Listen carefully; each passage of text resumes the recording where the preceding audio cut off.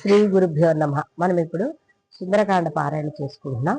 దాంట్లో హనుమ తోకకి గుడ్డలు చుట్టి నిప్పు అంటించి వదిలారు. అతను అలా వెళ్తూ ఉన్నాడు.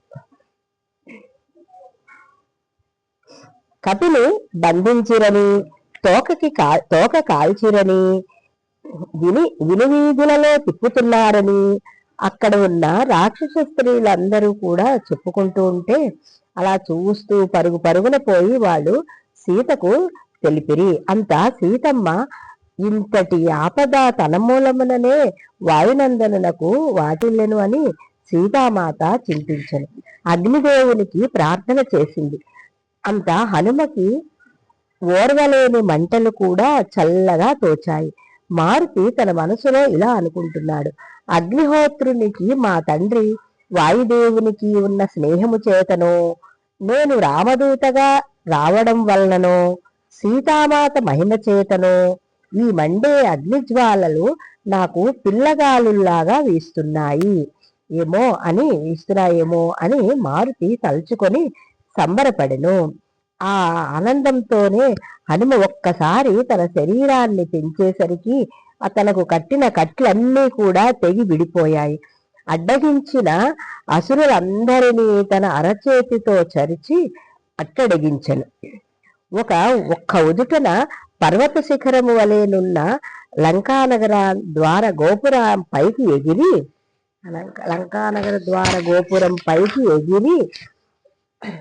లంకాపురమును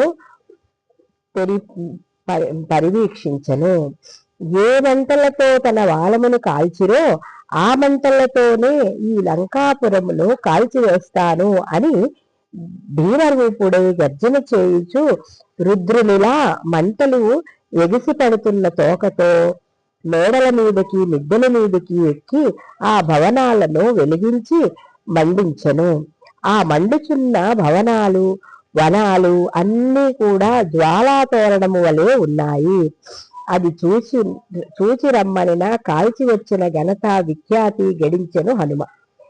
ఆ ఎగసిన మంటలు ఎలా ఉన్నాయంటే, ఒక చోట కుంకుమ పువ్వు రంగులో, ఒక చోట బూరుగ పువ్వు రంగులో, ఒక చోట మోదుగ పువ్వు రంగులో, ఒక చోట కరిగిన లోహములా, ఇలా కోటి సూర్యుల కాంతితో లంకాపురము మంటలతో ఎగిసి పడుతున్నది.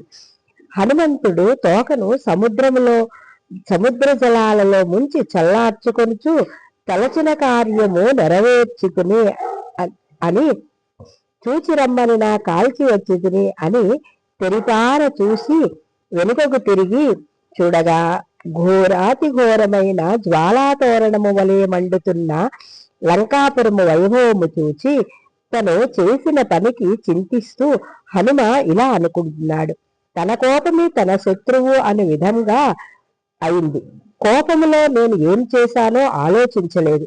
ఇంతకీ సీతమ్మ క్షేమమే మరిచితిని. కోపంతో లంకను దహించి వేసితిని. లంకాపురము సర్వము నశించిపోగా ఇంకా జానకీమాత మిగిలి ఉంటుందా? ఎంత సిగ్గుమాలిన పని చేశాను. స్వామి ద్రోహిని, సీతామాతను చంపిన మహాపాపిని అని హనుమ తనని తానే నిందించుకొనుచు ఇలా అనుకుంటున్నాడు. సీత లేనిదే రాముడుండడు, రాముడు లేనిదే లక్ష్మణుడుండడు. భరత శత్రుఘ్నులు సుగ్రీవాదులు కూడా ఈ వార్త విని బ్రతుకుచాలరు. ఈ ఘోరమంతటికి కారణము నేనే, అందువలన నాకు మరణమే శరణ్యము అని హనుమ పరిపరి విధముల ఇలా చింతించెను. మారుతి మరల ఇలా అనుకుంటున్నాడు. శ్రీ రఘురాముని ప్రియసతి సీత అగ్ని వంటి మహాపతివ్రత కనుక అగ్ని ఎక్కడైనా దహిస్తుందా?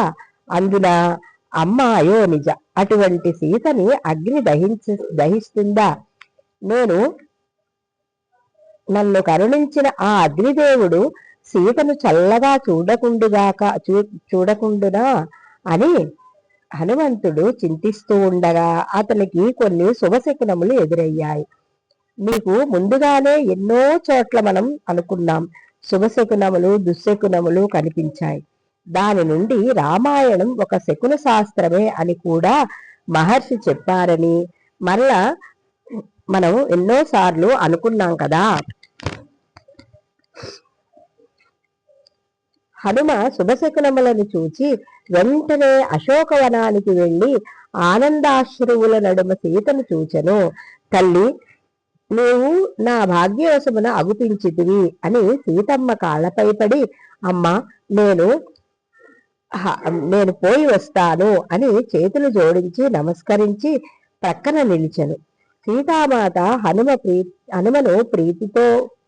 ప్రీతితో పలికిన ఆ పలుకులను విని అంతలోనే సీతమ్మ దగ్గర ఉన్న రాక్షస వనితలు ఇలా అనుకుంటున్నారు: ఎల్ల రాక్షసుల సిరి సంపదలు మంటల పాలై దహించిపోయినను,